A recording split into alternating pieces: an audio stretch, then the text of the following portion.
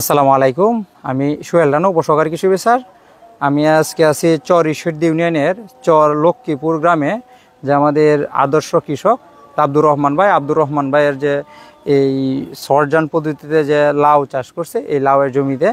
তা আজকে আমরা হচ্ছে যে এই লাউয়ের যে প্রধান শত্রু পোকা মাছি পোকা, উনি কিন্তু এই মাছি পোকা দমনের জন্য এখানে হলুদ আটালো ফাঁদ ব্যবহার করছে, এবং হচ্ছে যে মাছি পোকার যে ওই ফেরোমেন ফাঁদ, যেটা ওয়াটারলেস বা পানিবিহীন, এটা ব্যবহার করছে। আমরা তাকে আজকে আরেকটি পদ্ধতি শিখিয়ে দিতে চাইতেছি, সেটি হচ্ছে এই মিষ্টি লাউ দিয়ে কীভাবে বীজ টুপ তৈরি করবে।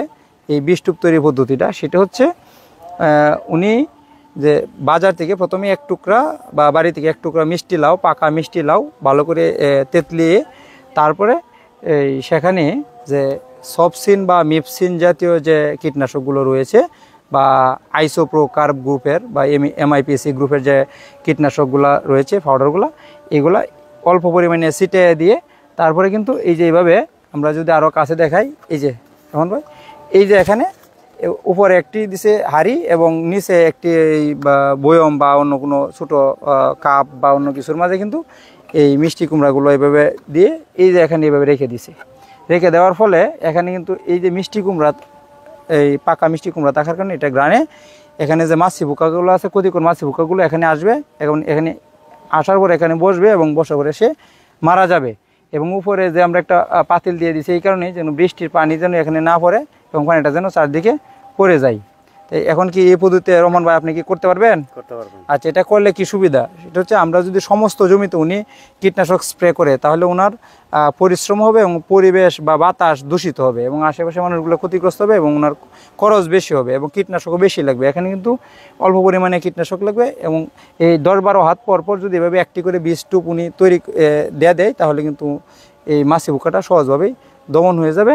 আর এটা 3-4 দিন পর পর শুধু এই মিষ্টি কুমড়োটা চেঞ্জ করে দিতে হবে। দেখা যাবে অনেক মাছি পোকা পরে মারা যাবে এবং বাকি মিষ্টি কুমড়াগুলো ফেলে দিয়ে নতুন করে দিয়ে দিতে হবে। এইভাবে যদি আমরা সবাই করতে পারি, তাহলে কিন্তু আমাদের যে ফুড সিকিউরিটি আছে বা আমাদের খাদ্য নিরাপত্তার একটা বিষয় আছে, এই খাদ্য নিরাপত্তাটা নিশ্চিত হবে।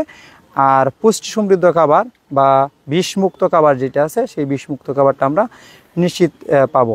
তা আশা করছি আমাদের রহমান ভাইয়ের জমি থেকে যে বিষমুক্ত লাউ বা সবজিগুলো উৎপন্ন হবে, সেইগুলো উনি বেশি দামে বিক্রি করতে পারবে, এবং এইগুলা যারা খাবে তারাও কিন্তু নিরাপদেই খেতে পারবে, এবং তাদের এটা ওই অন্য যে সবজি বাজার থেকে খায় সেটার তুলনায় এটা পুষ্টি গুণ এবং যে বিষ প্রবণতা বা খাদ্যে যে বিষ পাওয়া যায়, সেই বিষবিহীন খাবারটা কিন্তু তারা পাবে। তা আশা করছি যে এই পদ্ধতিটা উনি ওনার জমিতে সবগুলাতে অ্যাপ্লাই করছে, এবং আমাদের অন্য যে সকল কৃষক ভাইরা আছে তারা কিন্তু চাইলেই এই পদ্ধতিটা অ্যাপ্লাই করতে পারে, এবং অ্যাপ্লাই করে তাদের যে পোকামাকড় আছে সেটা দমন করতে পারে।